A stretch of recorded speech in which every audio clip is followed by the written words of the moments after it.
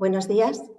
Intuyo que ya estamos en materia. Bueno, buenos días ante todo a nuestros 4 participantes y a las personas que nos siguen al otro lado de la pantalla, por así decirlo, y bienvenidos al tercer webinar sobre soluciones ante las inundaciones que ha organizado el diario La Verdad con el patrocinio de la Comunidad Autónoma.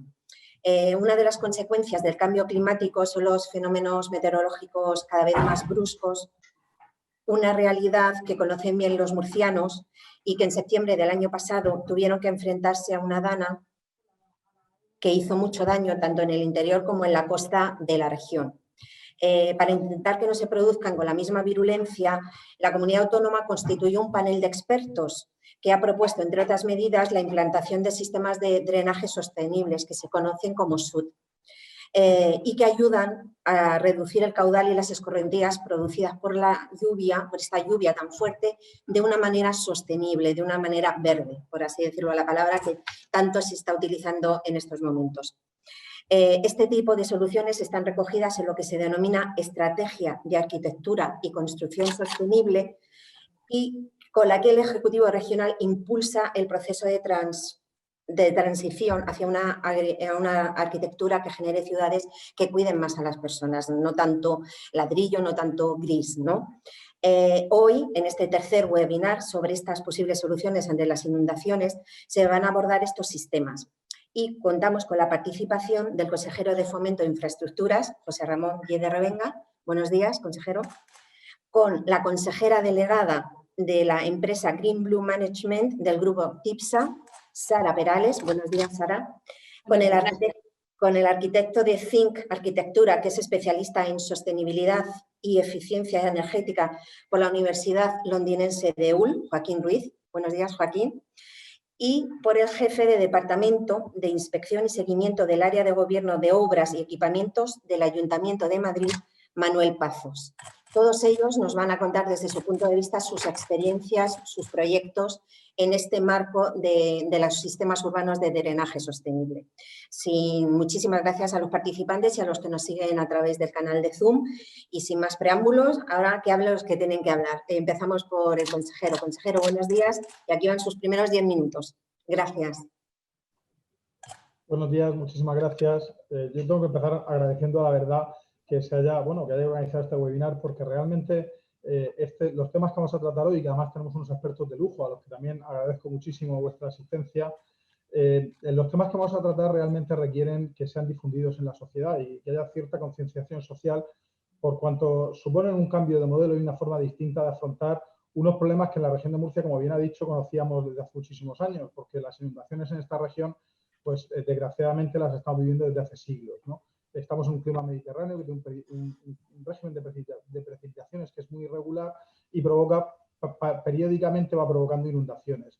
La diferencia que hacemos ahora es que esto vamos a tratar de afrontarlo desde una perspectiva muchísimo más, muchísimo más ecológica, ¿no? Desde una perspectiva que vaya a favor de la naturaleza en lugar de tratar de dominarla, ¿no? Y de lo que se trata es de, bueno, ahora lo explicaré con un poco más detalle, ¿no? Sin entrar, no quiero ser muy largo, yo voy a ser más breve porque los más expertos son los que están en el panel y, por tanto, yo debo hablar poquito, ¿no? Lo que sí quería decir es que, bueno, desde el año pasado, saben que los días 12 y 13 de septiembre del año pasado sufrimos unas inundaciones terribles, una dana que, bueno, lo que antiguamente se llamaba gota fría, que si bien es verdad que hemos tenido otras muchas en la región de Murcia en los últimos años, esta ha sido la más violenta de los últimos 750 años. Y esto no lo he dicho yo, sino que lo han dicho los propios expertos que participaron en el panel que organizamos después de este episodio, ¿no? Ha sido una inundación tremenda que, gracias a Dios y gracias a los sistemas que ya tenemos de defensa de inundaciones en la región de Murcia, pues tampoco provocaron víctimas personales y gracias a la buena gestión que se hizo de la emergencia. Pero eso no quiere decir que le quitemos importancia, sino todo lo contrario, porque fue una lluvia terrible que provocó daños muy cuantiosos, con más de 560 millones de euros. Y además, sobre todo, lo más importante es que produce una gran preocupación entre los afectados.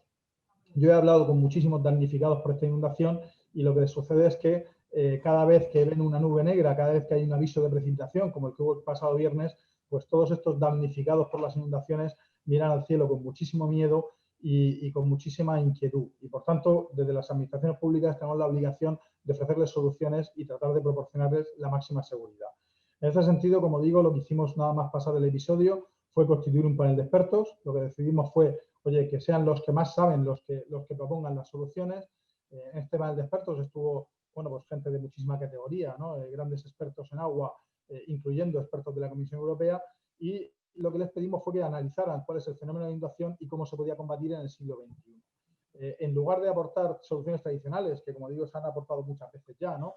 De grandes infraestructuras hidráulicas o grandes obras, lo que se pensó, muchas de ellas ya están hechas en la región de Murcia. Hay que recordar que a raíz de una inundación anterior, en los años 80, se hizo un plan de avenidas en la región de Murcia y ese plan de avenidas pues ha funcionado razonablemente bien y gracias a eso, como digo, pues no ha habido 1.000 o 1.500 fallecidos como en la ría de Santa Teresa, que fue la anterior, de 1875, que fue la anterior de la misma magnitud o una magnitud parecida a la que hemos sufrido esta vez, ¿no?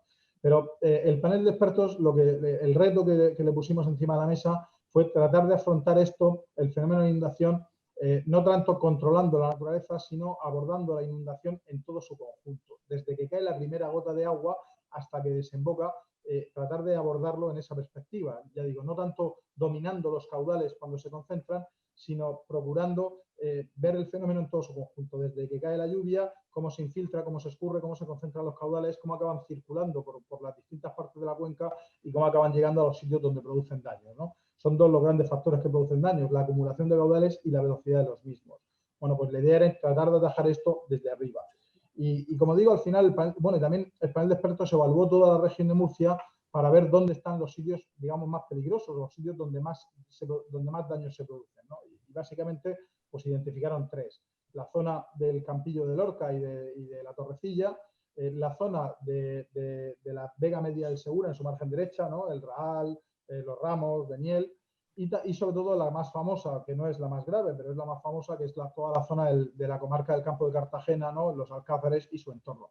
Esos son los tres puntos donde se producen mayores daños cuando hay precipitaciones de carácter intenso y se decidió también intentar personalizar las soluciones para estos tres sitios, ¿no? Se dieron primero unas soluciones genéricas para toda la cuenca y en estos tres sitios pues se personalizaron y se profundizó un poquito más.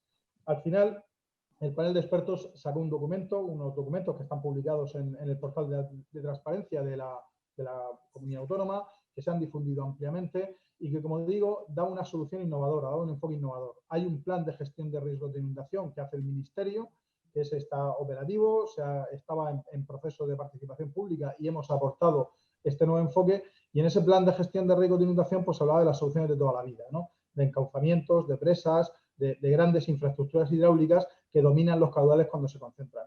Y como eso no es competencia de la comunidad autónoma, en la comunidad autónoma quisimos avanzar en la parte que nos correspondía a nosotros y proponer unas soluciones que fueran, como digo, un poco más innovadoras y sobre todo, además, que estuvieran alineadas con los objetivos de desarrollo sostenibles que han establecido las Naciones Unidas, que avanzaran en la Agenda 2030 de la Unión Europea y que además, ahora que estamos oyendo hablar de los fondos de recuperación y resiliencia, pues que fueran esas líneas que nos marca la Unión Europea, que son fundamentalmente dos, la transición ecológica y la transición digital.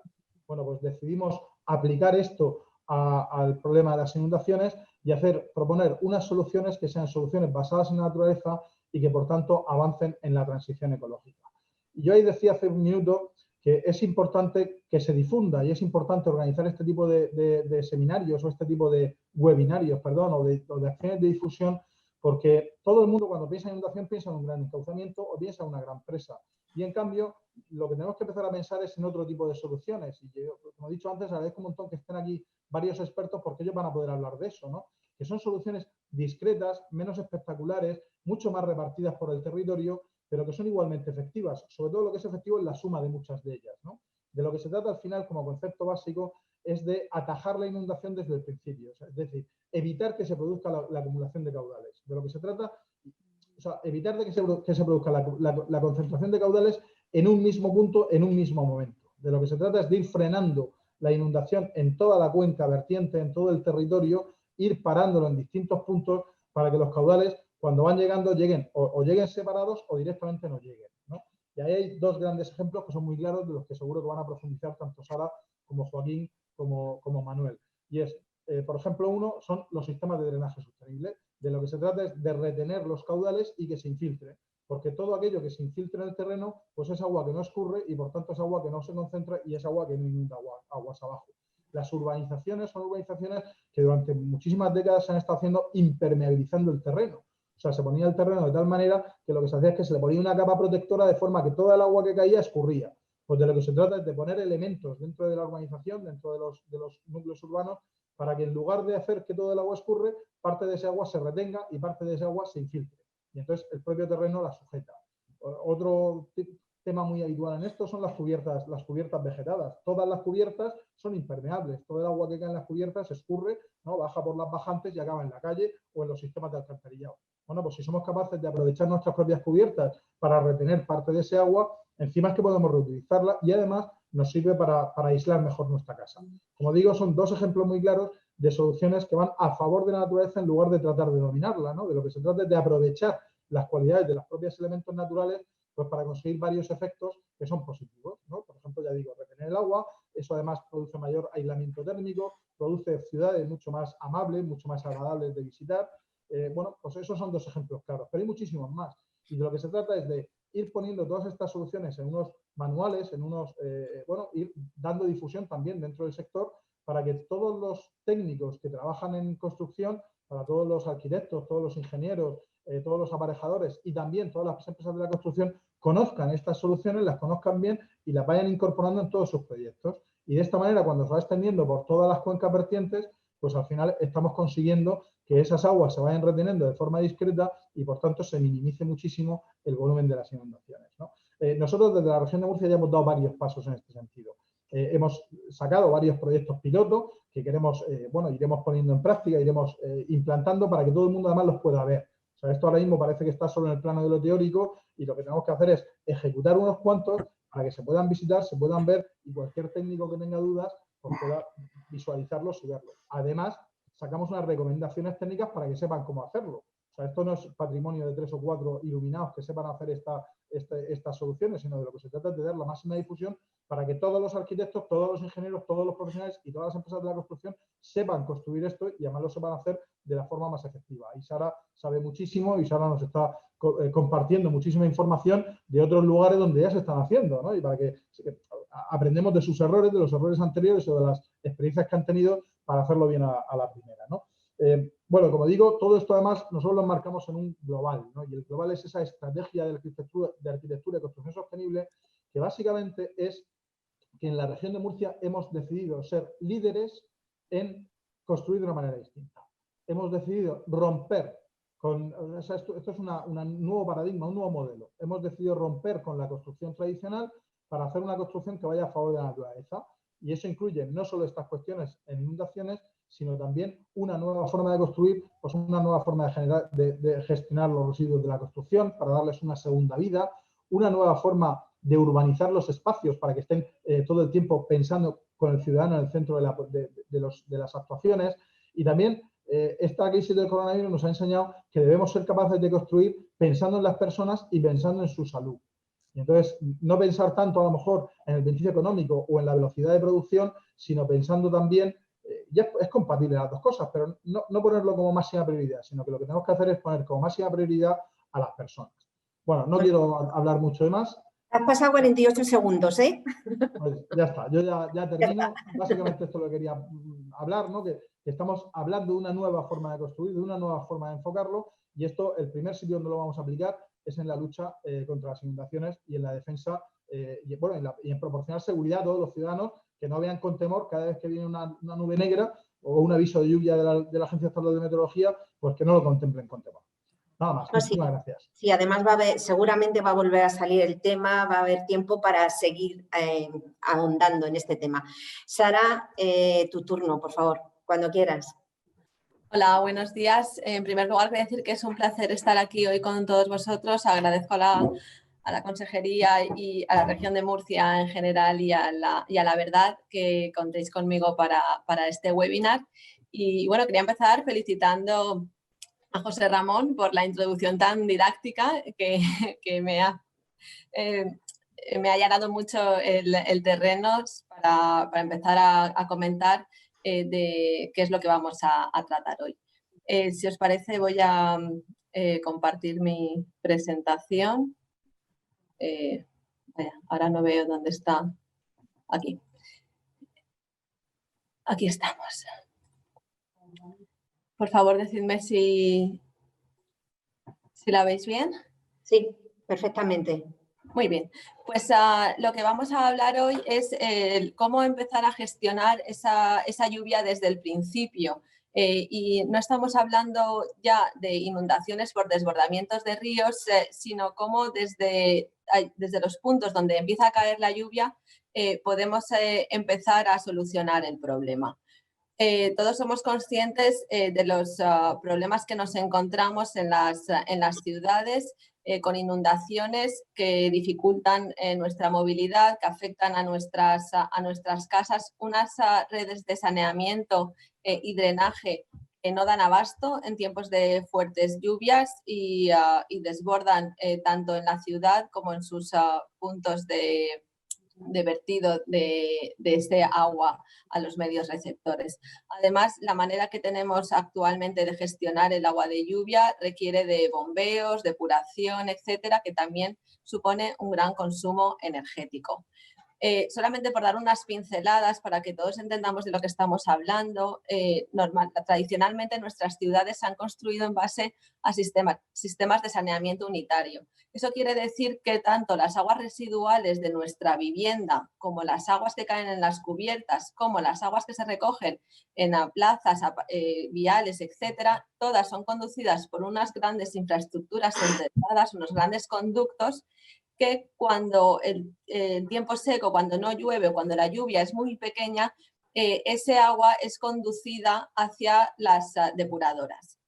Pero cuando ante grandes eventos de lluvia, lo que pasa es que estas redes, tanto las redes como las estaciones depuradoras, no tienen capacidad para tratar todas estas aguas. Y lo que se produce son vertidos de aguas no tratadas, aguas sucias, pluviales y residuales mezcladas a nuestros medios receptores. Vemos aquí como el agua dista mucho de ser un agua clara, y aquí en el puerto de Barcelona, como vemos estos vertidos, cómo generan una mancha de contaminación, en este caso en el mar Mediterráneo, pero que también se produce habitualmente en nuestros ríos o en cualquier medio receptor. Se están imponiendo los sistemas separativos para evitar estos problemas, de manera que el agua residual va a un conducto separado del agua pluvial. Pero esto también comporta grandes problemas porque igualmente estamos transportando grandes cantidades de agua hacia los medios receptores, esta vez no mezcladas con las residuales, pero estas aguas de lluvia, sobre todo en los primeros momentos de lluvia, arrastran la contaminación que se ha estado depositando en las calzadas, en los entornos urbanos. Aquí vemos una recogida de muestras del agua que es recogida en este invernal, en esta rejilla situada en la Universidad Politécnica de Valencia, y cómo estas primeras aguas distan mucho de ser aguas limpias o aguas blancas. Por tanto, tanto en sistemas unitarios como en sistemas separativos, es importante reducir la cantidad de agua y con la rapidez con la que llegan nuestros medios receptores, que provoca inundaciones aguas abajo, provoca desbordamientos de los sistemas de la red de saneamiento, porque en ambos casos se produce inundaciones y contaminación de los medios receptores. Y vamos a tener que tratar esta contaminación, que cuanto más en origen, menos concentrada va a estar y más fácil va a ser su gestión. Como ha dicho el consejero, en gran medida la problemática viene de que estamos impermeabilizando. Pasamos de un entorno natural en el que gran parte del agua se evapora o se infiltra a un entorno muy impermeabilizado, en el que se generan grandes cantidades de agua que tienen que ser transportadas aguas abajo, que tradicionalmente lo han sido, por grandes infraestructuras que solo funcionan y solo sirven cuando llueve, pero en el resto del año es un dinero que no es aprovechado, es una inversión que no es aprovechada por los ciudadanos.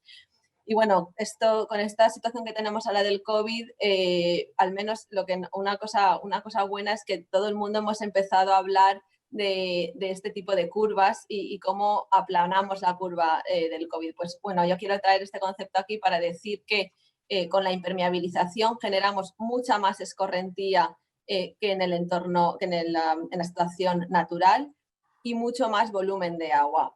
también se concentran los caudales mucho antes. Y lo que tenemos que tratar es en los entornos urbanizados, que la reconstrucción, que la remodelación de calles, aprovechar cada una de las actuaciones para intentar volver a aplanar la curva, a bajar al estado preurbanización, que desde luego que en los nuevos desarrollos no permitamos este incremento de caudales y de escorrentía generada, sino que intentemos mantener lo que había antes de la urbanización. ¿Y cómo podemos hacer eso? Pues lo podemos hacer integrando esa gestión del agua de lluvia en nuestro paisaje, en nuestras ciudades, empezando por las cubiertas, por los jardines, en zonas de aparcamiento. Ahora vamos a ver algunos ejemplos a lo largo de la presentación de hoy. Se trata de crear ciudades inteligentes al agua, que actúen como cuencas de abastecimiento, que brinden servicios ecosistémicos, que sean infraestructuras multifuncionales, que funcionen y sirvan de infraestructura hidráulica cuando llueve, pero que cuando no llueve también tengan su función, como zonas de aparcamiento, como zonas de jardines, etcétera. Y como se ha comentado ya anteriormente también, que tengan al ciudadano y a las personas en el centro. Se trata de pasar de la economía lineal a la economía circular, restaurando la capacidad drenante de las ciudades y cerrando el ciclo del agua también mediante la sensibilización, que realmente los ciudadanos conozcan qué se está haciendo con el agua de lluvia en su ciudad y demanden soluciones más verdes, más blandas, más integradas, más amables. Hay una gran diversidad de técnicas para poder realizar esto. Voy a mencionar solamente unas cuantas: cubiertas vegetadas, zanjas de infiltración, parterres inundables que pueden ser tipo jardín de lluvia o área de biorretención. No voy a entrar en detalles técnicos, pero dependiendo de la calidad de las aguas que estamos gestionando, si el agua proviene de la cubierta estará más limpia que un agua proveniente de viario. Seleccionaremos unas técnicas u otras. Las infraestructuras también pueden estar enterradas, cunetas vegetadas, pavimentos permeables, que no solamente son permeables en su superficie, sino que en su base también permiten esa acumulación del agua. No siempre vamos a poder infiltrar el agua que vayamos almacenando y reteniendo de manera diseminada en la ciudad. Hay veces que pues, el terreno sea impermeable, que otras situaciones no propicien el que infiltremos ese agua, pero siempre podremos captarla, tratarla, laminarla y ya poco a poco verterla hasta el siguiente elemento de la cadena de gestión. Y otras más, pues como franjas filtrantes o humedales artificiales y estanques de retención. Podríamos decir que los sistemas urbanos de drenaje sostenible constituyen una estrategia de mitigación y de adaptación al cambio climático en el entorno urbano y que contribuyen a gestionar tanto riesgos de inundación como de sequía, porque al fomentar la infiltración, estamos fomentando la recarga de esos acuíferos para utilizar los acuíferos como esos grandes aljibes naturales de los que echar mano en tiempos de sequía, siempre de una manera controlada. Son soluciones basadas en la naturaleza que además nos permiten ir hacia el cumplimiento de los objetivos de desarrollo sostenible. Principalmente, bueno, pues en muchos de ellos aportamos valor, principalmente el número 6 de agua limpia y saneamiento y el 11 que está dedicado a las ciudades. Esta imagen que vemos aquí es un ejemplo de remodelación de una calle existente en Sevilla, la Avenida del Greco, donde cuando se pensó en su intervención, además de pensar en otras cosas, en otros temas de sostenibilidad que ya estamos muy acostumbrados a contemplar, como es la energía o el tema de aumentar el verde en la ciudad, hacemos que ese verde tenga una función también de gestión hídrica, de manera que aquí se crean jardines de lluvia que recogen el agua del viario, el carril bici es realizado con pavimento permeable. En Europa ya hay muchas publicaciones, en Europa y en la ONU, que nos invitan a implementar sistemas de drenaje sostenible y también ya en la legislación española desde el 2016 se obliga a que las nuevas urbanizaciones se drenen mediante sistemas de drenaje sostenible. En la región de Murcia, la ciudad de Murcia tiene en la estrategia de adaptación al cambio climático también se fomenta la adopción de sistemas de drenaje sostenible. Y quería comentar solamente, tengo un tiempo reducido, un par de actuaciones en el barrio en Barcelona. Una es el barrio de Bon Pastor, donde vemos que con solamente un 6,4% de ocupación de zonas verdes, en ellas gestionamos el 100% de la escorrentía de toda la urbanización. Y se hace eso porque tanto la escorrentía de las cubiertas como la de los paseos y la zona de viario se vierte hacia unas zonas verdes más o menos deprimidas, que son capaces de almacenar grandes cantidades de agua, infiltrarla hacia el acuífero desde donde luego se riegan esas superficies. Y esta es la pinta que tienen.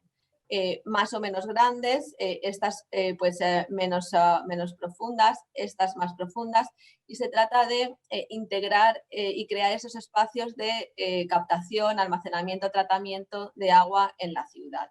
Si queremos tener algunos números, pues con intensidades de 205 milímetros por hora en la lluvia de periodo de retorno 10 años, esa que tiene una probabilidad de ocurrir uno cada 10 años, el 85% de la precipitación se queda almacenada en estas infraestructuras y descarga, no contribuye a generar inundaciones y descargas del sistema sanitario en la red unitaria de Barcelona. Y en un año medio, un año tipo, pues prácticamente ni una gota sale de esta urbanización. Muy importante también la señalítica, el informar de qué está pasando en estas infraestructuras. Y la segunda obra que quería presentaros es la de Cristóbal de Moura, otra vez la misma idea de captar todas las aguas de la urbanización, tanto el espacio público como el espacio privado. En este caso, el agua se deriva hacia los grandes espacios del eje de Cristóbal de Moura, que cuenta tanto con almacenamiento en superficie como en subsuperficial. Aquí vemos el espacio, la parte impermeable drena hacia la parte permeable, no al revés. Se crean espacios pensando en el uso ciudadano y espacios que tienen tanto almacenamiento superficial como subsuperficial para la gestión de esas grandes cantidades de escorrentía. Y tanto en la calle Cristóbal de Moura como en los ejes transversales, diferentes elementos como estos jardines de lluvia. Esto se integra con una estrategia más amplia que también contiene energía, contiene movilidad, zonas de aparcamiento de bicicletas, zona de recarga de vehículos eléctricos y muchas actividades generadas en este ámbito. Pues tenemos siempre en mente que el ciudadano está en el centro de las actuaciones. También decir que es importante contar con medidas no estructurales que no sean deconstructivas, como son las guías que ya empezamos a tener, las primeras guías técnicas de drenaje sostenible en España. Nosotros redactamos la de Madrid, que fue la primera, la comentará luego Manuel de Pazos, y esta la segunda para la ciudad de Castellón. Importante divulgar las experiencias, comentaros que en esta revista de obras públicas que tuve el placer de coordinar para el Colegio de Ingenieros de Caminos, Canales y Puertos, se han recopilado más de 20 experiencias de diferentes profesionales a lo largo de toda España. La importancia de la cartelería, esta es una actuación de Madrid que también comentará Pazos después, y las actuaciones de demostración aquí vertiendo una pala de agua sobre un pavimento permeable y viendo cómo el pavimento es capaz de absorberlo rápidamente. En resumen, que los UTS contribuyen directamente a la consecución de los objetivos de desarrollo sostenible porque mejoran la calidad y el estado de las masas de agua, porque nos protegen frente a inundaciones y sequías, gestionando el agua desde el origen, y porque son una medida de adaptación al cambio climático. Es necesario desarrollar un marco organizativo y normativo y tener en cuenta tanto el diseño y la construcción como, muy importante, el mantenimiento, quién lo va a realizar y cómo se va a realizar, y la monitorización de las infraestructuras para demostrar que realmente su eficiencia y aprender en cada paso. Y fundamental la implicación de todos los actores y sobre todo de la ciudadanía. Y esta es la presentación que había preparado para esta primera parte y quedo atenta a las preguntas que puedan surgir en el debate. Muchas gracias. La idea general yo creo que ha quedado súper clara. Ahora vamos a ver, le toca creo que a Joaquín, aparte que tú ya has comentado un par de casos muy concretos y súper, vamos, se ve todo, no hay mucho más que hablar. Joaquín supongo que añadirá alguno de los ejemplos con los que ellos trabajan desde Think Arquitectura. Cuando quieras, 10 minutos, por favor. Sí, 11. intentaré ser breve y si no, Pilar, me sacas tarjeta amarilla. No, tanto como sacarte no, pero vamos, darte un toque sí. Venga, gracias. Muy bien. Voy a compartir pantalla, a ver si podemos. Bueno, reiterar el agradecimiento tanto a la consejería como al diario La Verdad, al consejero José Ramón y al director general, a Jaime Pérez, también por la invitación.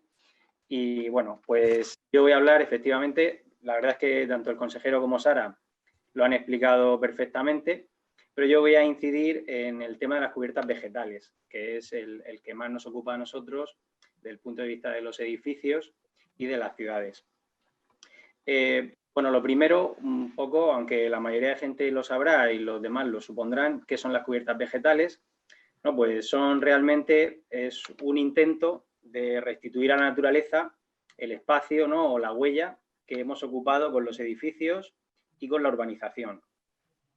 Se distinguen evidentemente de las cubiertas tradicionales o de las azoteas que estamos acostumbrados a ver en el uso de la vegetación especialmente. Y lo que estamos intentando es revertir un poco el cambio de uso que ha conllevado esa urbanización. Y como perfectamente han dicho José Ramón y Sara, pues intentar utilizar sistemas que van a favor de la naturaleza, ¿no?, en lugar de sistemas que lo que tratan es de controlarla. Digo que estamos intentando paliar esos procesos de urbanización, pero también tengo que decir que los procesos de urbanización son totalmente necesarios, ¿no?, para la vida en las ciudades.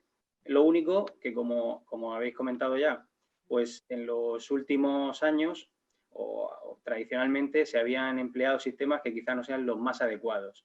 Y para ello, bueno, pues esta estrategia, por ejemplo, de construcción sostenible y otras muchas que se están desarrollando, pues inciden en estos sistemas que están basados en la naturaleza. Porque se ha dicho ya que, bueno, que las ciudades quizá han tendido a ser excesivamente, si me permitís la palabra, artificiales. Más bien, me gustaría decir, desnaturalizadas. Y en ese caso, pues bueno, pues las cubiertas verdes es una buena herramienta. Además, este proceso de urbanización que se ha llevado a cabo ha seguramente agravado algunos problemas que ya existían en algunas ciudades y ha creado otros a raíz de este intento, ¿no?, de controlar la naturaleza y la pluviometría. Además, para nosotros, para los arquitectos, las cubiertas vegetales son una herramienta fantástica porque nos van a ayudar desde el punto de vista bioclimático a mejorar el rendimiento de nuestros edificios, ¿no? Van a controlar también mejor la acústica que hay en los entornos urbanos, puesto que la vegetación va a absorber parte de ese sonido o ambiente que hay, del ruido del tráfico, etcétera. Van también a reducir la polución alrededor de los edificios y suponen, como ha dicho muy bien Sara, pues un mecanismo de adaptación o mitigación tanto del cambio climático como de condiciones extremas que se dan a veces en las ciudades, precisamente provocadas por esta urbanización no tan intensiva. Bueno, las cubiertas vegetales, digamos que su utilización es bastante moderna, pero no son una invención nueva, sino que se llevan con nosotros ya muchos siglos. Lo único que ocurre es que antiguamente las limitaciones técnicas pues hacían que fueran muy difíciles de implementar. Antiguamente se han utilizado para generar sobre todo espacios de recreación por el hecho de que modifican el microclima que tenemos alrededor, con lo cual reducen mucho la temperatura en el verano, la vegetación ayuda a este efecto y por tanto pues tradicionalmente ese había sido principalmente su uso. Aunque también tenemos ejemplos históricos tanto de climas fríos como de climas cálidos. ¿Por qué? Pues porque estas cubiertas vegetales, por sus capas y por la propia vegetación, van a producir un aislamiento térmico dentro del edificio. Además ocurre que era un material muy fácilmente disponible y en zonas donde había escasez de madera, por ejemplo, o de otros materiales constructivos, pues se utilizaban como solución más económica. Pero igualmente nos encontrábamos con limitaciones técnicas. ¿Cuándo ha cambiado esto? Pues a mitad del siglo XX, bueno, entre los años 30 y 40, empieza el desarrollo, sobre todo de la impermeabilización de cubierta, con sistemas más modernos, y empiezan a permitir otro tipo de cubiertas más tecnológicas. Este, por ejemplo, es el caso del Rockefeller Center en Nueva York, ¿no?, donde se utiliza la cubierta, de nuevo, para reintroducir la naturaleza en una ciudad muy densa y además para aprovechar hasta el último centímetro cuadrado de un espacio urbano muy caro. y eran espacios que estaban hasta ese momento sin ninguna utilización. A partir ya de los años 70 y 80 es cuando se desarrolla toda la tecnología que tenemos actual de cubiertas vegetales. Y básicamente pues consiste, como hemos dicho, en la recreación de un ecosistema donde puedan habitar las plantas sobre la cubierta de los edificios. Es un sistema que está basado en la naturaleza, aunque lo controlamos a través de unos sistemas tecnológicos que normalmente son elementos multicapa. Básicamente una cubierta vegetal va a estar compuesta por un espacio, por una lámina impermeable que va a tener que ser antirraíces o tener una lámina antirraíces para evitar problemas con la vegetación.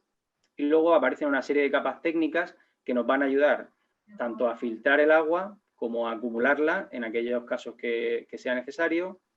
Elementos de filtro también que van a hacer que el agua que sale de la cubierta esté bastante más limpia y no arrastre los sólidos del sustrato. Y principalmente el principal elemento de la cubierta es un sustrato donde pueda crecer la vegetación. Y vamos a tener diferentes funciones y diferentes diseños. Esto lo veremos a continuación. Hay tradicionalmente varias formas de clasificar las cubiertas, pero la más habitual es en función del mantenimiento que tienen. Se ha dicho siempre que las cubiertas intensivas son aquellas donde tenemos una vegetación más importante y por tanto van a requerir más mantenimiento, mientras que las extensivas recurren a un tipo de vegetación y a espesores de sustrato más pequeños que van a generar una menor necesidad de mantenimiento. En los últimos años está cambiando un poco esta forma de clasificarlo, puesto que era bastante rígida y ahora empieza a utilizarse un sistema de clasificación más en función del uso de la cubierta. Es decir, vamos a hablar quizá de cubiertas retenedoras de agua o cubiertas climatizadoras en función del uso específico que le estemos intentando dar a la cubierta. Luego hay algunos sistemas particulares como son las cubiertas aljibe, que en concreto van a acumular mucha agua de lluvia y van a permitir también el desarrollo de mucha vegetación. Y luego hay elementos como los huertos urbanos, ¿no?, donde se puede cultivar tu propia verdura en la cubierta de tu casa. Las ventajas que tienen son muchas y hay tanto cualitativas como cuantitativas. Como hemos dicho ya que es una herramienta de mitigación, nos va a aportar mejoras ecológicas. Esta es una cubierta que realizamos en Londres sobre el río Támesis. Era un pantalán de descarga de carbón que se ha reconvertido para dar lugar a especies, tanto de flora como de fauna autóctona, que habían perdido mucha parte de su ecosistema debido a la urbanización que se estaba desarrollando en esa zona de la ciudad.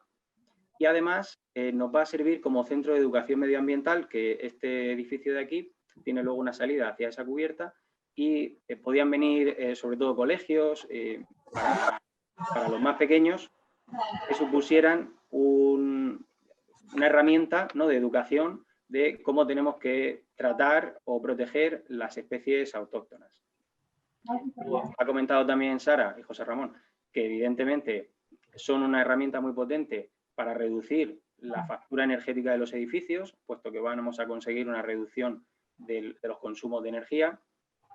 Además, ayudan a bajar la temperatura de las ciudades. Si todas las ciudades estuvieran mucho más verdes, la temperatura en verano sería menos extrema por el efecto de evapotranspiración que hacen las plantas y además porque evitamos que llegue la radiación solar sobre las superficies más duras, tanto de los asfaltos, los pavimentos, las fachadas de los edificios.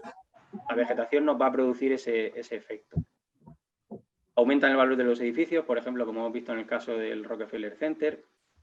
Y además, desde el punto de vista urbano, nos van a mejorar la filtración de la polución ambiental, que es algo que hace la vegetación, fija esa polución. Van a mejorar el ruido, van a reducir los niveles de ruido que tenemos y, en concreto, en lo que nos ocupa hoy, van a atenuar de manera muy importante la descarga de agua pluvial a las redes generales de saneamiento, como ha contado muy bien Sara. Más o menos se calcula que un 50% de la superficie de las ciudades está ocupada por cubiertas y en general son cubiertas que tienen bastante poco uso.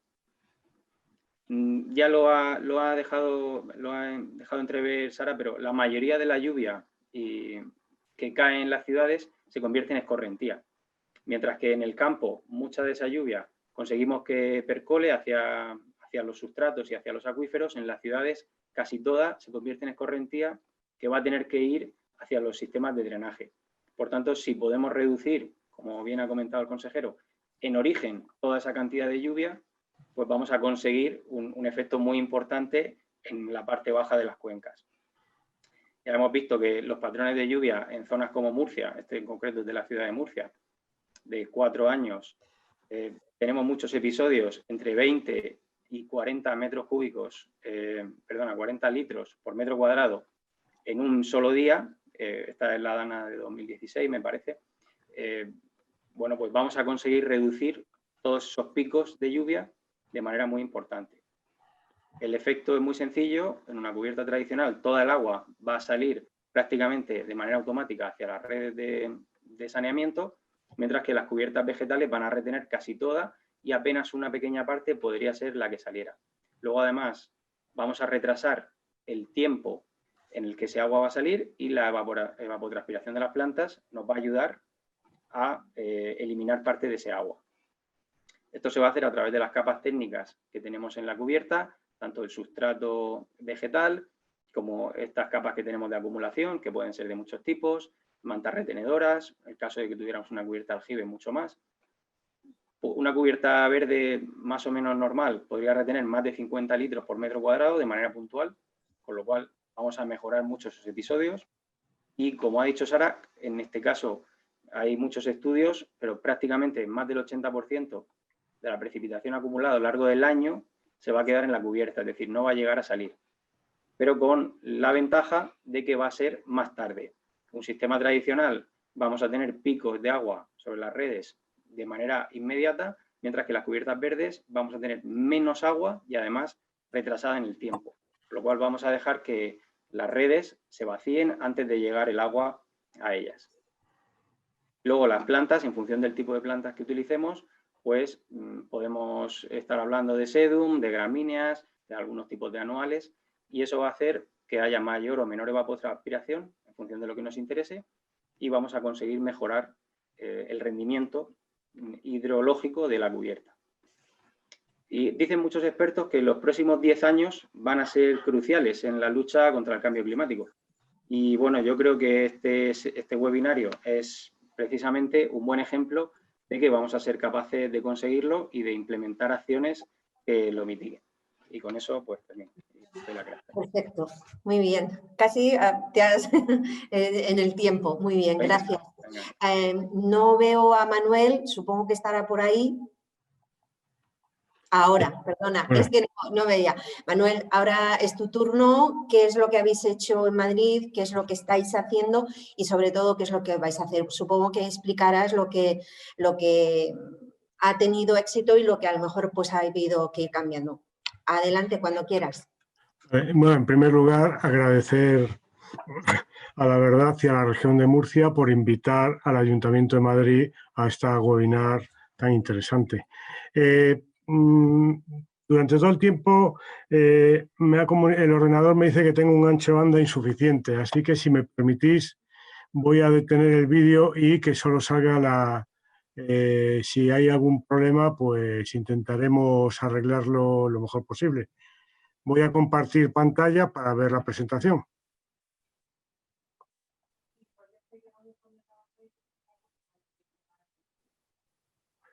A ver si comparto pantalla. ¿Se ve ya la presentación? Ahora, sí, ahora mismo, sí, ha entrado. Bueno, pues en principio voy a dar unas pequeñas pinceladas de lo que se está haciendo en Madrid y las experiencias, resultados y digamos reflexiones que estamos realizando con todas las obras que estamos ejecutando.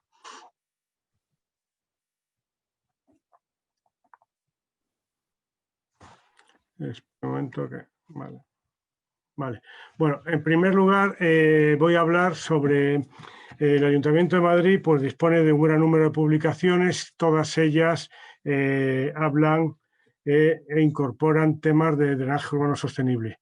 La ordenanza de uso eficiente del agua, como había comentado Sara, que es del año 2006, ya exigía un porcentaje de aceras permeables en las nuevas urbanizaciones. Después hay otra serie de criterios de jardinería, Proyecto Madrid Centro, y una de las últimas publicaciones es la Guía de Diseño de Sistemas de Gestión Sostenible de Aguas en Zonas Verdes, en la que, como comentó Sara, colaboró en la redacción de esta guía. Toda esta documentación se la pueden descargar de internet y les invito a que lo hagan porque creo que pueden recabar bastante información. Otro documento que el Ayuntamiento espera aprobar pronto es la normalización de elementos constructivos para obras de urbanización. En él ya se van a incorporar unas fichas técnicas con la disposición, con pavimentos permeables y secciones tipo que irán acompañadas con el pliego de condiciones técnicas para las obras de urbanización. También en el Ayuntamiento de Madrid realizamos formación a los técnicos municipales, tanto de hormigones porosos, de restauración geomorfológica, de pavimentos alternativos al sellado. Son una serie de ponencias y de charlas que se suelen dar con cierta periodicidad. Y Madrid. Madrid es una ciudad que tiene una lluvia de 450 milímetros. El año 2000, tenemos ahí un climograma desde el 61 al 2010 y se puede ver que en los 5 primeros meses en esta media el 48% se realiza la precipitación anual.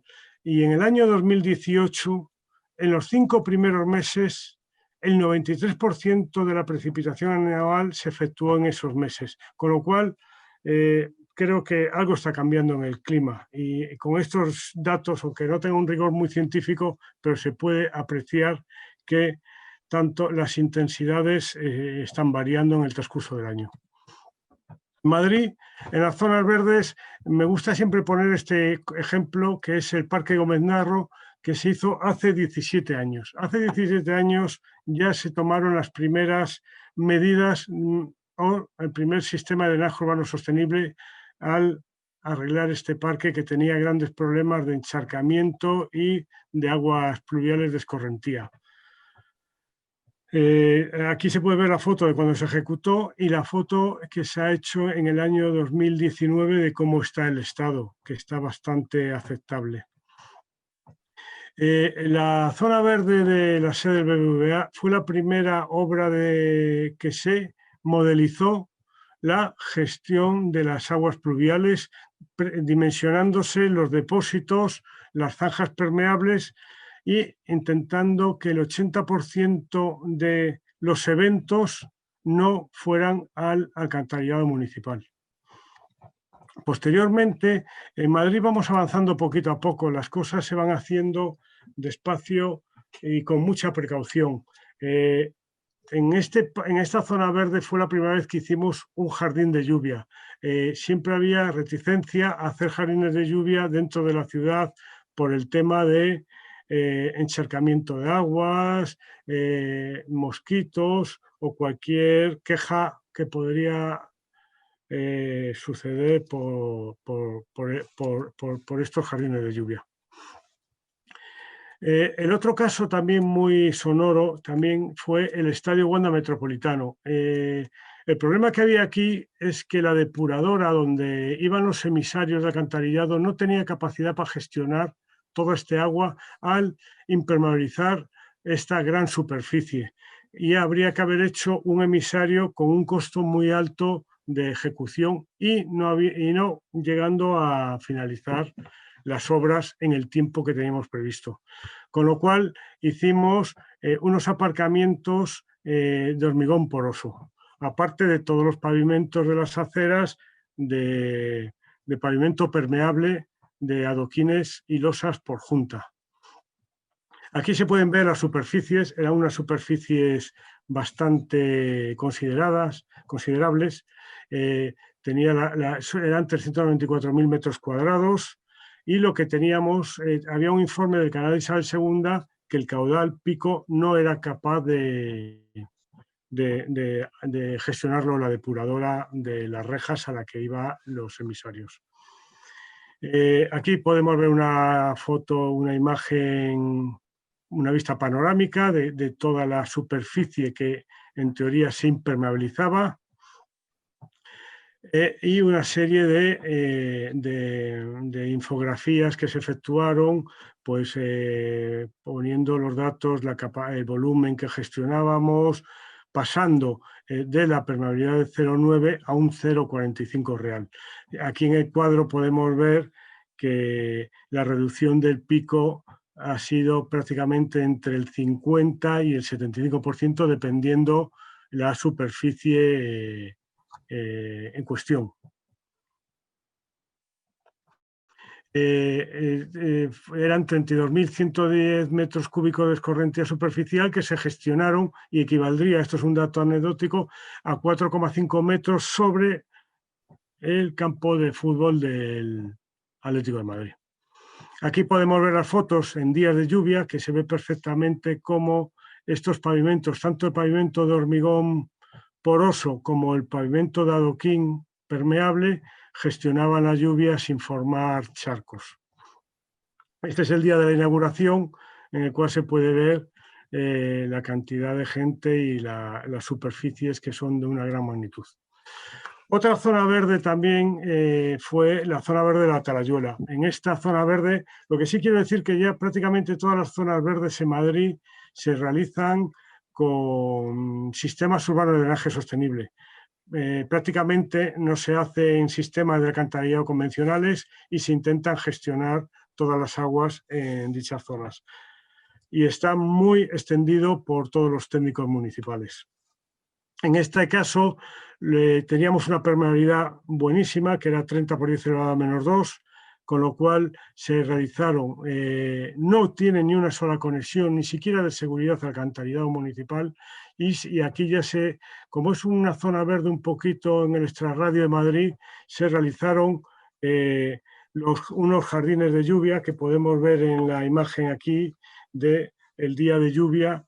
Hemos hecho un proceso de seguimiento visual para ver el tiempo de vaciado que el Ayuntamiento de Madrid en zonas de vigilancia ponen 48 horas con una lámina de 30 centímetros y en zonas donde hay poca vigilancia se reduce la lámina a 10 centímetros por riesgo a que no pase que no exista ningún suceso.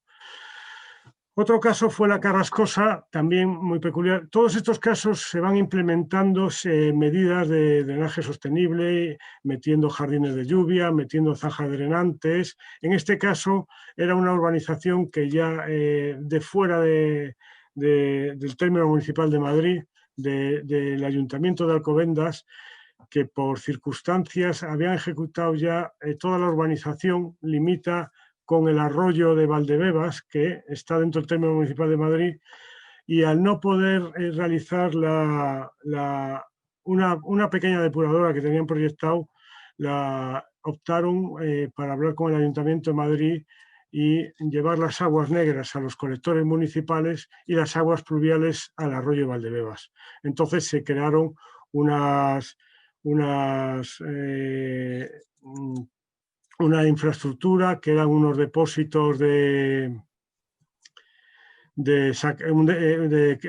retención de agua para que todos los sólidos en suspensión se decantaran, y se pusieron también dos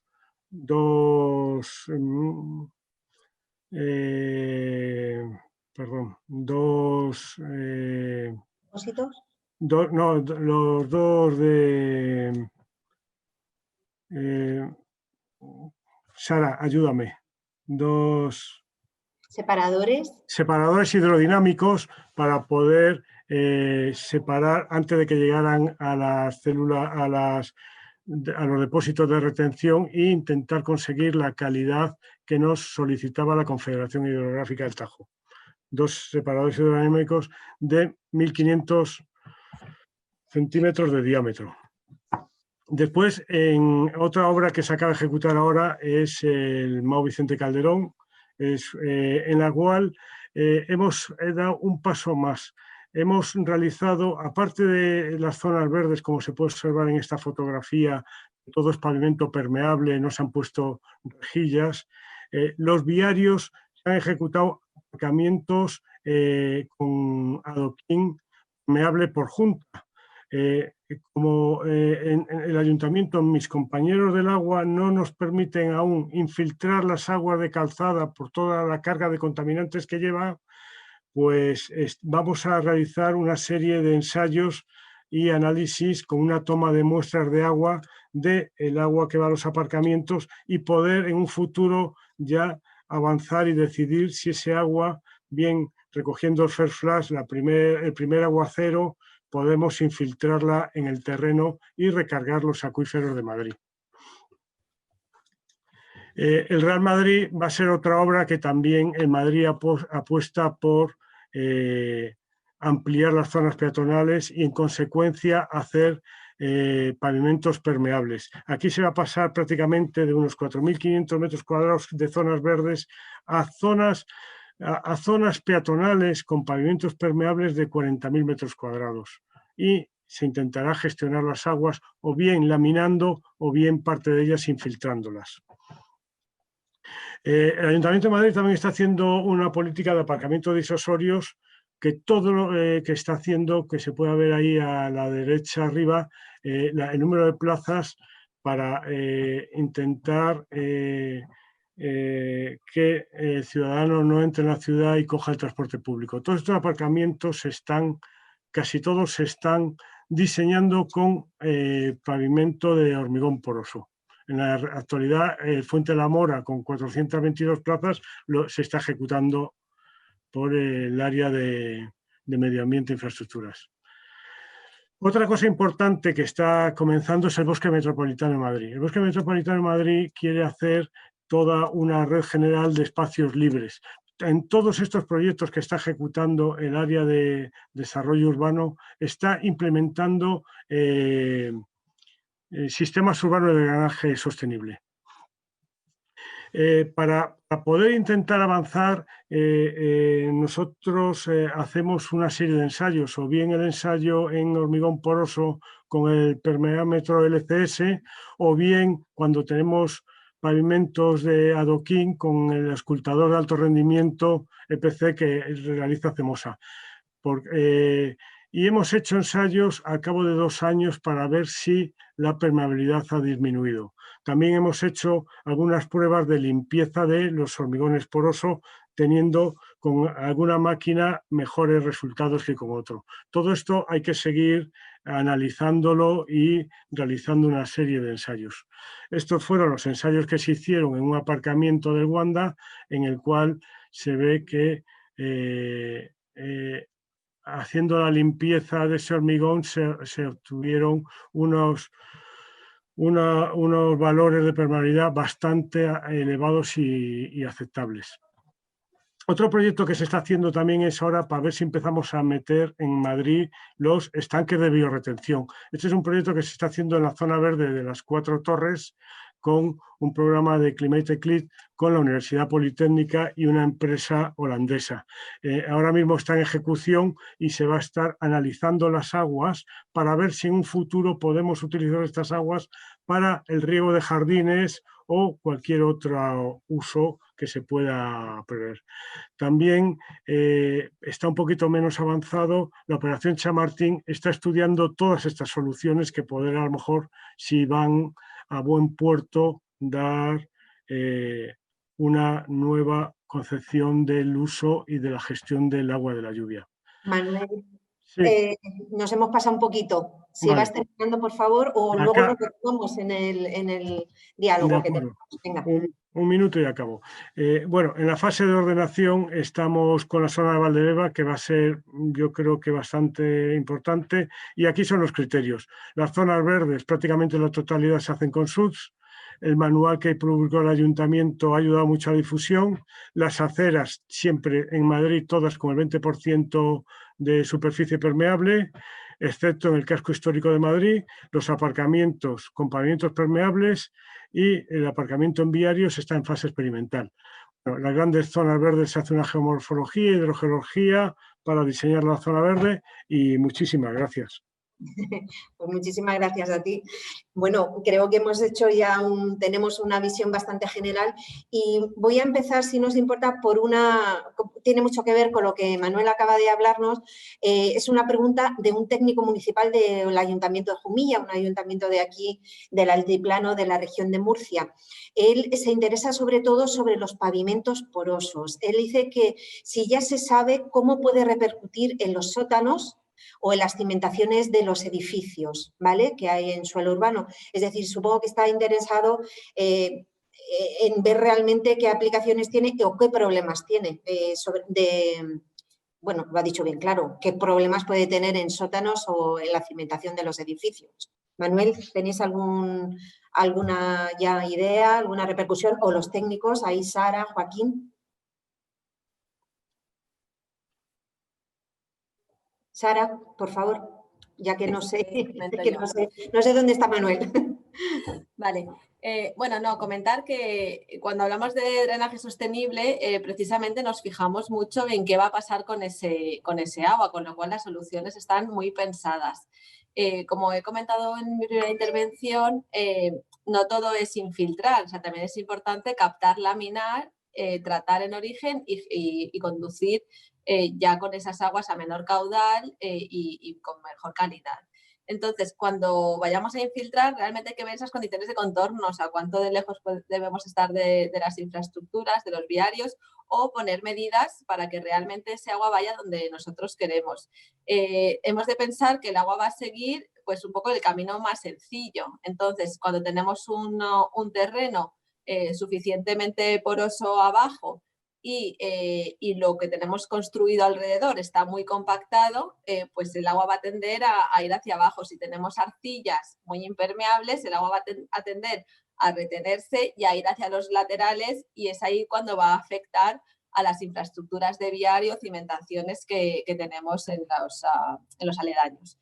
Entonces, por ahí hay que ir mirando. Entonces, los pavimentos permeables, lo que se suele hacer es que justo al lado de la fachada, en el lado de la fachada son impermeables, y luego esa segunda parte ya pueden ser permeables.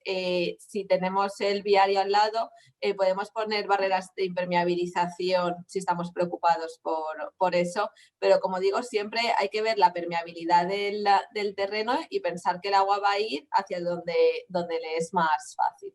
Los ingenieros de caminos siempre hemos tenido mucho miedo al agua en los firmes, y con buen criterio, porque realmente los firmes los hemos ejecutado siempre con capas muy impermeables, muy compactadas. Entonces el agua no tenía esa facilidad para discurrir hacia abajo. Sin embargo, si construimos de una manera que sí que permitimos, manteniendo la capacidad portante, que ese agua discurra hacia abajo, no va a perjudicar los firmes o las cimentaciones que pueda haber alrededor. Perfecto. Joaquín, no sé si querrías añadir algo, y ahora el consejero, efectivamente. Y nada, bueno, pues supongo que va a depender, como dice Sara, de varias condiciones, evidentemente de las condiciones de los edificios. Por lo que han enseñado, la mayoría de sistemas no están completamente pegados a los edificios. Es muy habitual que alrededor de los edificios tengamos zonas impermeables en la forma de aceras, etcétera, y que estos sistemas de drenaje sostenible estén algo más lejos. Y luego lo que dice Sara, va a depender del suelo, de si estamos permitiendo que toda el agua vaya a recargar. También tenemos que saber a qué profundidad y cómo están los acuíferos. Me ocurre, por ejemplo, lo que pasa mucho en la ciudad de Murcia, ¿no?, con los acuíferos que tenemos subterráneos. Pues supongo que va a depender de eso. Pero bueno, para eso efectivamente pues están los técnicos, que son los que van a evaluar que no generemos otros problemas a raíz de solucionar unos. Y supongo, consejero, que ahí también está un poco el apoyo que pueda dar la consejería, estos manuales y todo lo demás. Adelante, porque no sé, supongo que querrá añadir algo más. Sí, yo efectivamente lo que quería decir es eso, que la idea es, una vez se conozcan estas medidas y que, como vemos, la tecnología está muy madura, o sea, no son innovaciones cuyo resultado es incierto, sino que son cuestiones que están bastante estudiadas ya. La idea nuestra es hacer también muchas jornadas de formación, tal y como ha comentado Manuel Pazos en el Ayuntamiento de Madrid. Nosotros vamos a hacer jornadas de formación para todos los técnicos municipales. O sea, lo primero, o el gran objetivo de este webinar es que se conozcan, y luego todos los detalles técnicos, que están muy estudiados todos, haremos muchísima difusión durante los próximos meses, si el coronavirus nos lo permite, o años, ¿no? Para que se vaya extendiendo por toda la región a todo tipo de técnicos, a los técnicos que trabajan en la calle, pero también a los técnicos municipales, para que efectivamente todas estas dudas que surgen pues se puedan ir resolviendo por la gente que ya lo está haciendo y lo ha estado viviendo. O sea, que no se preocupen porque haremos mucha formación en este sentido. Manuel, ¿quieres añadir algo o...?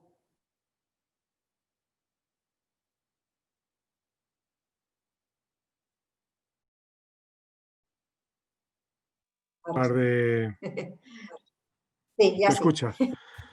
Vale, es que no tengo mucha banda ancha. Vamos a ver, nosotros estamos ejecutando en urbanizaciones nuevas. La edificación hoy en día,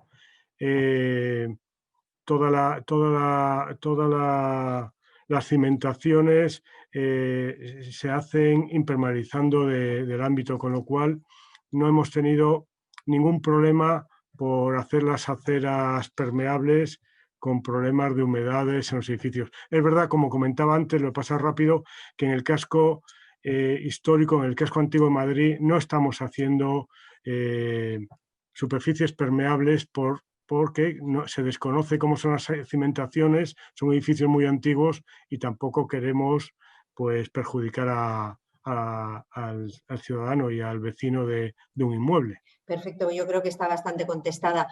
Yo querría, si hay otra pregunta, pero solo muy brevemente, porque esto sobre el papel está muy bien, es a donde tenemos que no hay vuelta de hoja, se ha comentado, se ha dicho, complementario, pero a lo mejor un poquito más respecto a otro tipo de medidas o de construcciones más tradicionales, ¿no?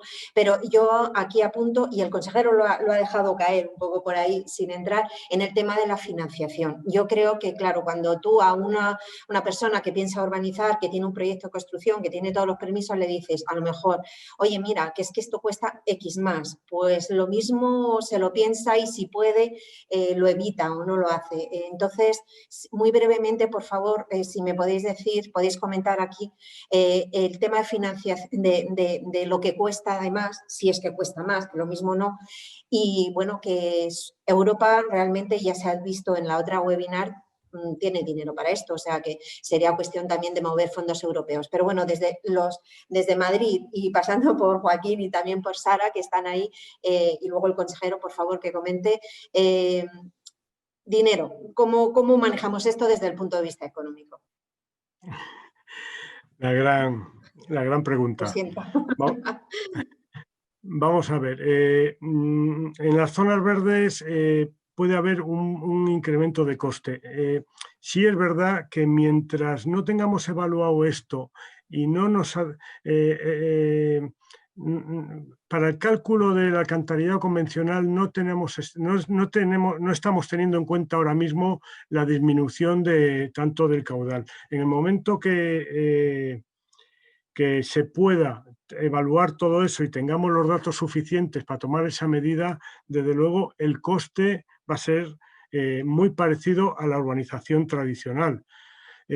También hay que valorar el tema de la salud, es decir, Madrid es una ciudad muy seca y cuando llueve en verano la humedad ayuda a disminuir el efecto de isla de calor. En Madrid ya los problemas de cuando la gente llueve, el mejor sitio que se está en verano en Madrid es en un parque porque se está evaporando el agua de la lluvia, se va reteniendo. Yo creo que de momento nosotros no hemos hecho una comparativa entre el coste de una urbanización convencional y el coste con los sistemas de drenaje. También es verdad que la ordenanza te exige hacerlo, con lo cual si la ordenanza de uso eficiente del agua te dice que el 20% de las aceras tienen que ser permeables, pues no hay que cumplirla y hay que aplicarla. No nos hemos puesto en el caso de no hacerla sin ese 20%. Y yo trabajo mucho con la Junta de Compensación. Tampoco he tenido una oposición no he tenido oposición del promotor a realizar estos sistemas de drenaje. No, lo hacen, son conscientes de que hay que hacerlo y somos todos conscientes de que tenemos que ir hacia adelante. No he tenido esa oposición en los temas de junta de compensación con estos temas. Joaquín. Y bueno, yo, aparte efectivamente de lo que dice Manuel, lo primero, como decía José Ramón, es concienciar a toda la población, a todos los actores involucrados. Luego también hay que tener en cuenta, como dice Manuel, el tema de la menor inversión que hay que hacer en infraestructuras de otro tipo, en más infraestructuras de drenaje a nivel urbano. Pero para mí la pregunta es cuánto cuesta no hacerlo. No tanto cuánto cuesta implementar estas soluciones, sino cuánto nos va a costar el no hacerlo, el seguir sufriendo los mismos problemas o incluso problemas más graves en el futuro. Con lo cual yo creo que la respuesta es bastante sencilla. Sara, ¿quieres añadir o nos pasamos al consejero? A mí me gustaría decir solamente un par de cosas. La primera, que efectivamente en esta necesidad de monitorización y de ver qué está pasando en España, pues ese es un análisis interesante a realizar. A nivel internacional hay otros estudios que incluso hablan de ahorros y de costes menores, incluso de alrededor de, puede ser mucho, pero puede ser alrededor del 10%. En el caso que ha comentado Manuel anteriormente, del Wanda Metropolitano, cuánto hubiera costado tener que realizar un emisor, ampliar depuradora, etcétera. Hay que ponerlo todo en la ecuación, más allá de todos los beneficios medioambientales, etcétera, que es importante tenerlos en cuenta. Y luego que cuanto antes pensemos en la integración de la gestión del agua de lluvia cuando diseñamos, pues más baratas van a ser las soluciones. Nos cuesta lo mismo hacer un jardín elevado que deprimido, y si es deprimido puede gestionar el agua de lluvia y si no estás generando escorrentías. Entonces, cuanto antes en el proceso de diseño empecemos a pensar en cómo vamos a gestionar el agua de lluvia, de manera que no sea esta es la urbanización, dime de qué diámetro es el colector, sino dónde voy a integrar esos espacios de gestión de agua, pues mucho más barata, incluso prácticamente por el mismo coste o menos, por necesidad de menos redes, podemos tener este beneficio adicional. Consejero. Pues sí, efectivamente, yo estoy de acuerdo con lo que estaban planteando. Estas soluciones no son más costosas, todo lo contrario, porque además, aparte de todo lo que han añadido y de lo que decía Joaquín, de cuánto cuesta no hacerlas, es que si incorporamos los costes de mantenimiento, entonces, sin lugar a dudas, son más económicas. Y estoy pensando fundamentalmente en las cubiertas vegetadas. Solo con el ahorro energético que se produce en el primer año o en los 2 primeros años, se amortiza de sobra esta cuestión. Es muy importante lo que ha dicho Sara, es muy importante abordarlo desde el principio. O sea, cuesta mucho más trabajo reconstruir jardines para hacerlos de drenaje sostenible que hacerlos directamente desde el principio así. Y por eso la estrategia que está llevando Madrid de todas las nuevas urbanizaciones, hacerlas con este concepto, pues es la estrategia correcta, ¿no? Y además es que, ya digo, estoy completamente seguro de que es más económico si se mira con perspectiva global. O sea, no hay que mirar solo el coste de la urbanización, sino hay que mirar el coste de la urbanización más el coste de todas las infraestructuras aparejadas que tienen que servir para drenar esas aguas, más luego el coste de mantenimiento. Si hablamos de los costes de mantenimiento de depuradoras, esto ya digo yo que la cuenta sale, pero muy favorable a favor de hacer esto así. Aparte de que va a favor de la naturaleza. O sea, es que yo creo que esto tiene ventajas por todas partes. Yo quería dejar claro 3 mensajes que creo que son muy importantes. Y es el primero, es que esto es una realidad. Esto es una tecnología que está madura. Esto es una cuestión que no es no está en el plano de las ideas. Esto se está ejecutando y este webinar ha servido para verlo. Que el gran reto que tenemos ahora mismo por delante es generalizarlo. Y ese es el gran reto que tenemos en la región de Murcia y es lo que nosotros queremos, extenderlo por todas partes y generalizarlo, porque el secreto de su funcionamiento es que esto funciona bien cuando está extendido por todas partes. Si se hace un jardín sostenible no sirve para nada. Hay que hacer todos los jardines sostenibles. Si se pone una cubierta vegetada no sirve para nada. Hay que hacerlo en todas. Y esto además, como he dicho antes, entra dentro de un paraguas más grande, que es una estrategia de arquitectura sostenible, una construcción sostenible que vaya a favor de la naturaleza en lugar de enfrentarse a ella.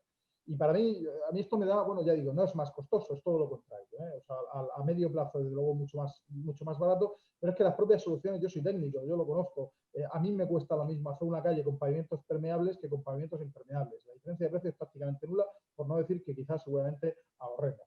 Lo único que hacer es cambiar un poco el chip, cambiar la mentalidad y ejecutar directamente de esta manera y hacerlo, como decía Manuel, como una obligación, es una ordenanza, pues se aplica y ya está, igual que se aplican otras ordenanzas para otras cuestiones, ¿no?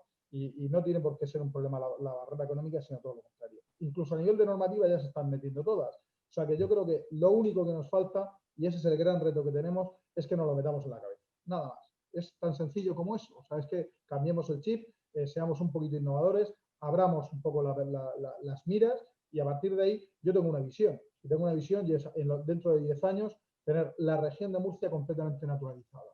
Esa foto que ha puesto Joaquín, que me ha encantado, de todas las cubiertas de color verde, pues hombre, no digo todas, pero por lo menos la mitad sí, ¿no? Que toda la construcción que se haga sea una construcción que sea sostenible y entonces de esa manera poco a poco se van cambiando y se van sustituyendo las construcciones más antiguas por construcciones que vayan a favor de la naturaleza. Creo que es la oportunidad, creo que podemos, no es difícil, pues ya digo, es la única barrera que tenemos es una barrera mental.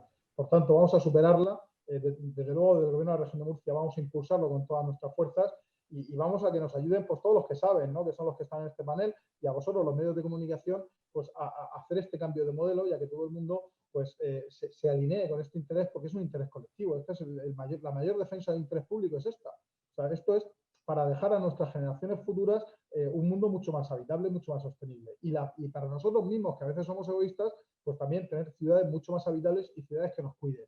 Y además, como digo, no es difícil. Con lo cual es que en cualquier mente que lo piense, pues oye, es que está chupado, ¿no? O sea, son todo ventajas, ¿no? Los inconvenientes son muy pequeños, las barreras son solo mentales. Así que yo básicamente quería dejar claro ese mensaje. Es que hay una pregunta para ti también. Irene dice que si está prevista, que intuyo que sí, antes lo has dejado, una normativa. Están ya pidiendo eso, una normativa para la gestión de las aguas pluviales en los nuevos desarrollos. Pasando, pues eso, de creérnoslo y de hacer algo en concreto, una nueva normativa, igual que Madrid ya la tiene y demás. Pregunta directa para el consejero. Pues sí, efectivamente es que aquí hay que actuar en varios frentes, ¿no? Un frente es el económico, ya lo hemos dicho, otro frente que para mí es el más difícil, es este, el de la concienciación. Cambiar la normativa se cambia en un rato, o sea, esto es muy sencillo.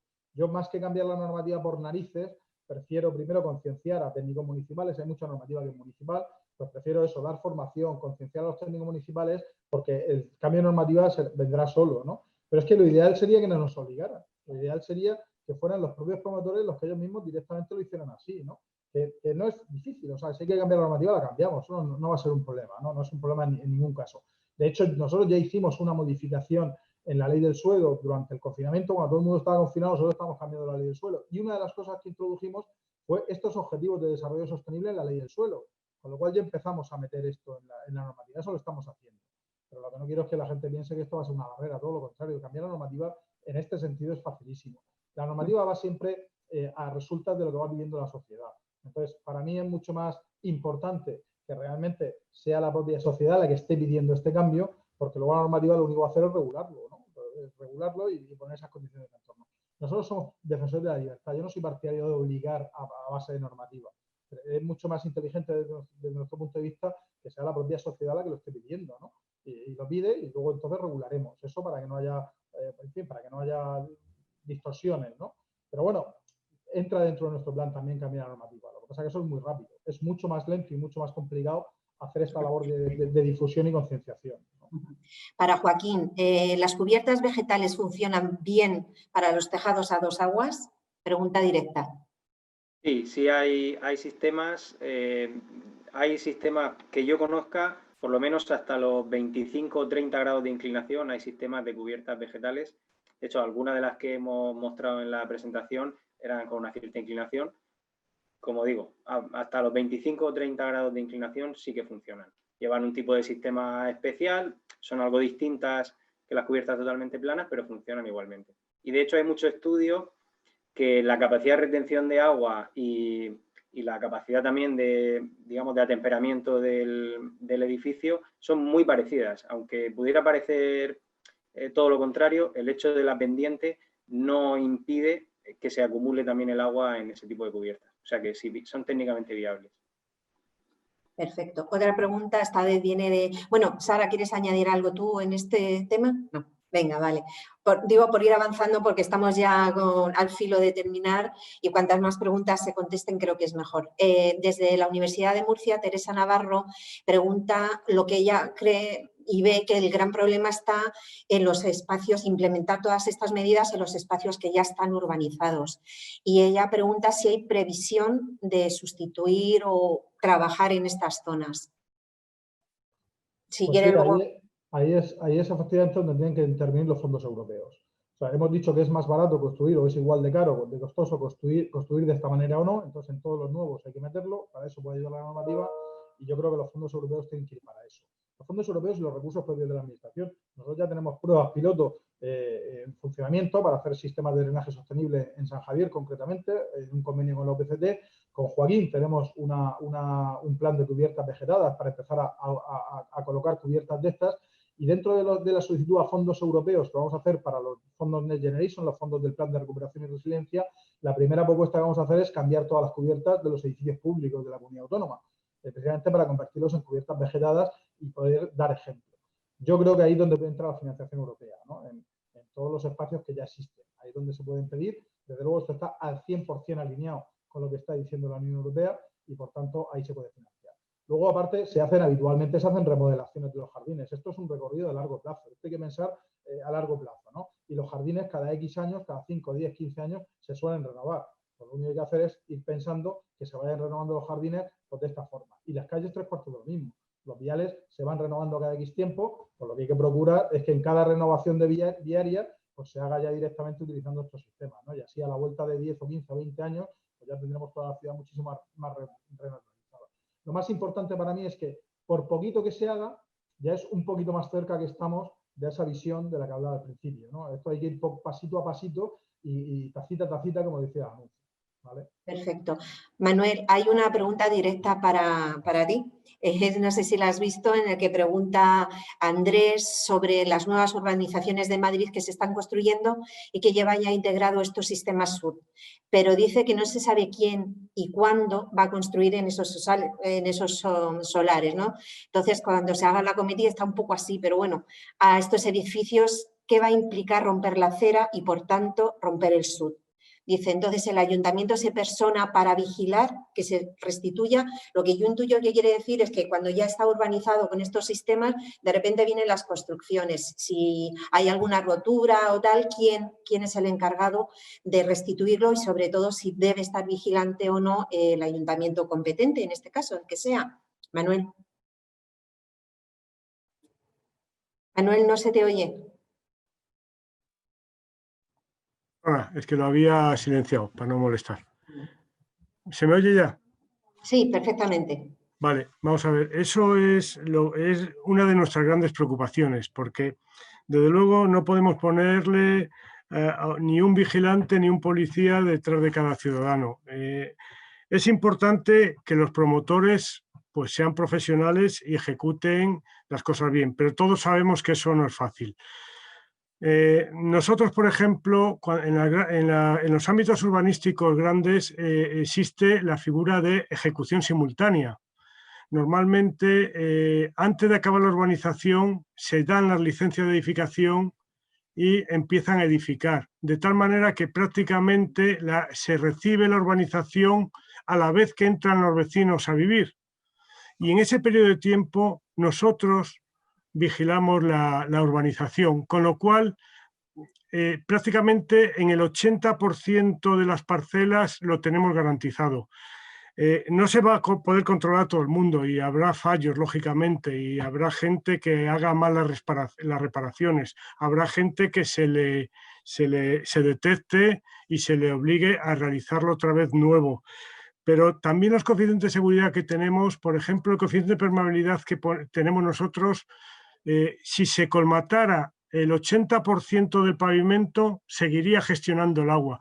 Con lo cual, si algún promotor rompiera un hormigón poroso y en vez de volver a poner hormigón poroso pusiera un hormigón hidráulico normal, dañarían desde luego, pero tampoco sería un problema muy grande. Pero es verdad, la concienciación ciudadana es lo más importante. En el momento, si hagamos las cosas bien, para mí el mayor problema es durante la ejecución la colmatación de estos materiales, con el movimiento de tierras, con los procesos de la edificación en sí.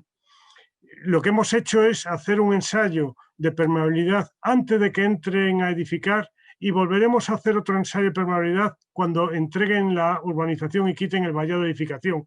Entonces, como son piezas, el adoquín permeable por junta se puede colocar y volver a colocar, La limpieza tiene un coste mucho menor, porque solo entraría la mano de obra, no entraría el material. Y de hecho, en alguna junta de compensación exigimos quitar el pavimento, protegerlo y cuando se acabe la edificación volver a poner pavimento. Intentamos estar encima de ello, pero bueno, no llegamos a todo. Y una cosa Perfecto, más, es gracias. que el aval que se da con la licencia sirve para eso. Hay un Sí. aval que se pone para garantizar que la urbanización no se deteriora. Y lo mismo va Efectivamente. para una urbanización de toda la vida que para una urbanización que tenga sistemas permeables. O sea, que el aval está para eso. O sea, que en un momento dado, Sí. al que haga la edificación y no cumpla con la normativa, pues se le incautará ese aval para reparar lo que haya deteriorado. Perfecto. Y si os parece, ya voy con la última, Sara, creo que tú puedes contestarlo. Es Víctor y pregunta si cabría la posibilidad de implementar los SUD en entornos urbanos que sufren inundaciones por escorrentías con origen en medios rurales o naturales, con mucha carga de partículas en suspensión, que es lo que sucede en los municipios que rodean al Mar Menor, que le viene toda la escorrentía de la zona anterior, la zona alta, ¿vale? Bueno, pues eso es lo que pregunta. Bueno, decir que en las imágenes hemos visto pues, infraestructuras de drenaje sostenible como más pequeñas, más en el centro de las ciudades, etcétera, pero que podemos hablar de grandes balsas de laminación, infiltración para cuencas mucho mayores. Lo que no están diseñados los SUDs es para gestionar el agua de desbordamiento de los ríos. O sea, esos son llanuras de inundación y eso es otro concepto. También con medidas naturales, soluciones basadas en la naturaleza, se puede hablar de ello y se pueden gestionar también así. Pero los SUDs en concreto es para gestionar el agua de lluvia de una cuenca que ya puede ser más grande o más pequeña. Y efectivamente existen balsas de laminación y filtración pues, de mayores dimensiones que pueden estar restituidas en poco tiempo para volver a gestionar el agua. Pueden ser muy diferentes. Incluso, por ejemplo, también se utilizan estas infraestructuras para la propia recarga de acuíferos. Estuve en California viendo unos grandes campos que eran balsas de infiltración al que se derivaba aguas de un río en tiempo de excedente, que el agua se infiltra y luego cuando cortan el agua, estos campos se aran, se remueven las partículas que hayan sedimentado y vuelven a estar en operación. Entonces, que el que traigan sedimentos es cuestión de gestionar esos sedimentos adecuadamente y pensar desde el diseño en cómo se va a operar y a mantener la infraestructura. Perfecto. Consejero. Sí, yo quería apostillar en esto, que aquí estamos hablando de sistemas de drenaje urbano, o sea, de las ciudades. En la zona como el Mar Menor, donde hay una cuenca vertiente muchísimo más grande, lo que hemos hecho es un plan de ordenación territorial para abarcar todo ese territorio que vierte al Mar Menor, para proponer soluciones que están basadas en lo mismo. O sea, no son exactamente las mismas soluciones, como decía Sara, ni siquiera las mismas soluciones de mayor tamaño. Pero, por ejemplo, en toda la cuenca vertiente al Mar Menor, lo que estamos planteando es, en la parte alta de las cuencas, promover la retención mediante reforestaciones, en la parte de montaña, promover las reforestaciones. En la parte media de la cuenca, donde hay agricultura, se trata de recuperar usos tradicionales y formas agrícolas tradicionales que promueven la retención. Y voy a poner un ejemplo muy claro. En lugar de tener fincas completas que están cuesta abajo mirando hacia el mar para que escurra el agua, lo que hacemos es volver a terrazarlas, ¿no? En un momento dado de la historia de la agricultura eso se perdió por los goteos y por otras cosas, pues de lo que se trata es de volver a poner terrazas y también con zonas aradas que promueven la infiltración.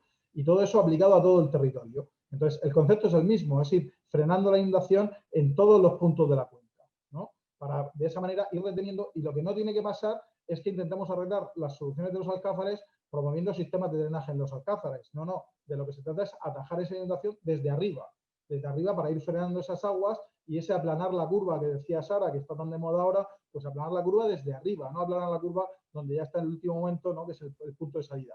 Eso es lo que propuso el panel de expertos y ese es el concepto. O sea, el concepto, como veis, es siempre el mismo, ¿no? Es intentar pararlo de forma discreta en todos los puntos del territorio. Tardará tiempo, pero cada actuación que vamos haciendo en ese sentido, pues son actuaciones que van reduciendo cada vez más, aplanando más esa curva y haciendo menos problemático. Ya digo, concretamente en el plan, en la comarca, bueno, en toda la zona del Mar Menor, tenemos ya a punto de adjudicar un plan de ordenación territorial que establecerá normativamente, como lo preguntabais antes, pues establecerá la normativa necesaria para ir actuando contra la inundación en toda la cuenca, desde arriba hasta abajo. Y de esa manera, pues evitar ese problema y no ya cuando está todo el agua concentrada y cuando ya se ha producido el desbordamiento de la Rambla del Bujón, pues entonces intentar arreglarlo, porque eso al final pues ya se ha demostrado que no funciona. Perfecto. Pues si no tenéis inconveniente, ya creo que básicamente hemos contestado todas las preguntas, más lo que ha surgido aquí. Empezamos cerrando 1 minuto más o menos de conclusiones, si os parece, y esta vez lo hacemos al revés. Empezamos con Manuel, seguimos con Joaquín, Sara y cierra el consejero. Adelante, Manuel. 1 minutillo, no te me pases. Vale. Es que me vengo arriba. Bueno, lo que quería comentar es que Madrid está muy concienciado con estos temas. Estamos dando pasos poquito a poco, despacio, comprobando. Es importante. Madrid hay muchísimos técnicos y tenemos que ver también cómo conservar estas cosas y ir viéndolo poquito a poco. Yo creo que estamos avanzando y creo que la solución, tanto Madrid tiene menos problemas que Murcia, lógicamente, con las grandes crecidas, pero cada uno tiene sus problemas. Entonces, bueno, pues seguimos avanzando y ilusionados con solucionar los temas de las ciudades. Muchísimas gracias. Joaquín. Bueno, pues nada, yo como conclusión creo que me sumo un poco al mensaje de todos, que son sistemas que existen ya, que se pueden implementar, que a nivel de ciudades van a ser beneficiosos en muchos sentidos, tanto en el sentido hidrológico como también en el sentido energético, puesto que mayor vegetación en las ciudades va a hacer que tengamos menor efecto de isla de calor, vamos a tener menos temperaturas en el verano, con lo cual vamos a disminuir también el consumo de energía. Menos aguas pluviales también van a significar menos consumo de energía en las depuradoras, en los puntos finales, con lo cual pues son soluciones que van en la buena dirección en todos los casos. Como la tecnología está ahí, pues la pregunta es ¿por qué no vamos a implementar? Sara. Bueno, pues a mí me gustaría ahondar en la necesidad de difusión de esta nueva manera de ver la gestión de las aguas de lluvia en la ciudad, la importancia de que los ciudadanos hagan suya esta visión, porque ellos realmente van a ser los que consigan transformar definitivamente esta manera de gestionar el agua de lluvia, considerándola no un residuo del que nos queremos deshacer rápidamente, sino un recurso muy valioso para todos. Y si los ciudadanos realmente toman la bandera, no dependerá de a qué político tenemos enfrente, porque todos van a querer dar respuesta a los políticos. Y para terminar, pues enhorabuena por el político que tenemos aquí con nosotros, porque a pocos se les escucha tan bien, explicarse tan bien y estar tan convencidos como tú, José Ramón. Enhorabuena y muchas gracias a La Verdad por hacer este evento de difusión que, como digo, es muy necesario. Gracias. Gracias a ti. Consejero. Me vas a poner colorado, Sara. Yo, básicamente, transmitir que tenemos una visión en la región de Murcia, que el gobierno de Fernando López Miras estamos concienciados con esto. Tenemos que cambiar la forma de construir y no solo para las inundaciones, sino para todo. Y la visión que tenemos es una región de Murcia renaturalizada a la vuelta de 5 o 10 años. Pensamos a largo plazo, este es nuestro legado. Queremos una región de Murcia mucho más sostenible. La tecnología está madura, los costes no son un problema, la normativa tampoco es un problema, lo único que necesitamos es cambiar la mente, cambiar la mentalidad. Y como muy bien ha dicho Sara, y bueno, me sumo a lo que dicen todos porque estamos todos de acuerdo, pero lo más importante ahora mismo es cambiar la mentalidad de la propia ciudadanía, de los propios ciudadanos. Porque mirándolo desde este punto de vista, mirándolo desde esta perspectiva, es muy sencillo, es superar una barrera mental que la podemos superar en cualquier momento. Necesitamos la máxima difusión y la máxima colaboración. Y yo creo que gracias a esto podremos implementar esto de esta manera y eso irá fundamentalmente en beneficio de todos y cada uno de los ciudadanos que habitan la región de Murcia. Con lo cual, no hay actuación de mayor interés público que esta, ¿no? O sea, me refiero en este sentido, ¿no? O sea, es de total interés público, no tiene barreras económicas, no tiene barreras jurídicas, lo único que tiene es un cambio de filosofía y ser un poquito, pues, un poquito más avanzados a la hora de contemplarlo con una mentalidad un poco más abierta. La tecnología está disponible y, por tanto, lo que tenemos que hacer es aprender de los que saben, difundirlo al máximo y empezar a construirlo desde ya. O sea, mañana ya está. Básicamente es eso. Muchísimas gracias. Y quiero agradeceros muchísimo, la verdad, por contarlo, porque al final es que vosotros sois a los que necesitamos para que esto llegue a todas partes. Perfecto. Mañana ya es tarde, ¿verdad? Hay que empezar hoy. Muy bien, pues muchísimas gracias a los 4 y muchísimas gracias a las personas que nos han seguido a través de Zoom y bueno, pues hasta siempre. Supongo que no será la última vez que hablemos de estos asuntos. Buen día a todos. Gracias. Y muchísimas pronto. gracias. Muchas gracias Gracias a todos. Gracias a todos. Gracias. Luego.